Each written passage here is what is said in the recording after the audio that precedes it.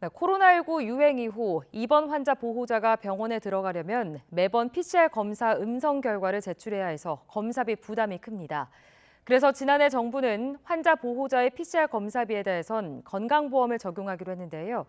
그러나 이 보험이 적용되는 건 최대 10명 검체를 한 번에 모아 검사하는 풀링 검사뿐인데 병원에서는 이를 도입할 의무가 없어 여전히 큰 돈을 들여 개별 PCR 검사를 받고 있습니다. 김태원 기자입니다.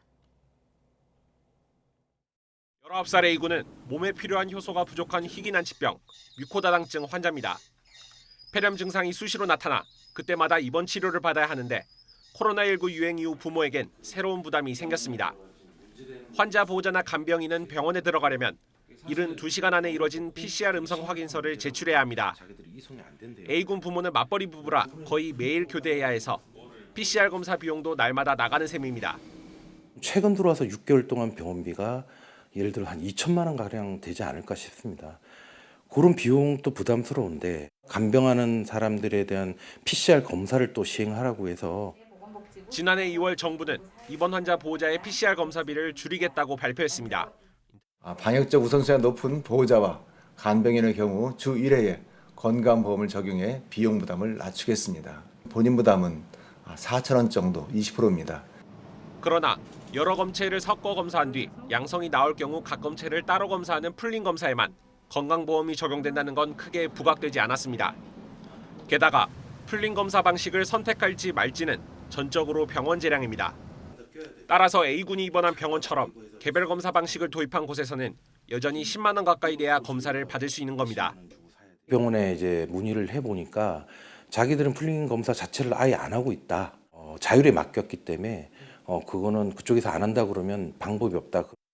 이에 대해 보건복지부는 병원이 풀링 검사를 진행하려면 검사 정확도를 관리한 전문 인력도 별도로 둬야 하기 때문에 검사 방식을 강제하기는 어렵다고 설명했습니다. 그런데 YTN 취재 결과 복지부는 어떤 병원이 풀링 검사를 채택했는지, 그래서 PCR 검사비 건강보험 적용 대상이 얼마나 되는지도 파악하지 못하고 있었습니다. 환자를 돌보며 검사비 부담까지 추가로 짊어지는 것을 최대한 덜어주겠다는 정책 취지가 무색해지는 이유입니다. 이런 가운데 전문가들은 코로나19 확산세가 주춤한 상황을 고려해 장기적으로는 병원 내 PCR 검사 의무를 없앨 필요도 있다고 지적합니다. 환자도 보호자도 간병인도 병원에 진입하는 과정에서 증상이 없는 경우를 검사를 하지 않아도 되는 상황으로 빨리 이어지는 게 가장 좋거든요. 질병관리청은 조만간 내놓을 코로나19 위기 단계 조정 로드맵에 병원 내 PCR 검사 의무 해제를 포함할지 논의하고 있다며 복지부와 협의도 거쳐야 하는 만큼 아직 확정된 건 없다고 덧붙였습니다. YTN 김태원입니다.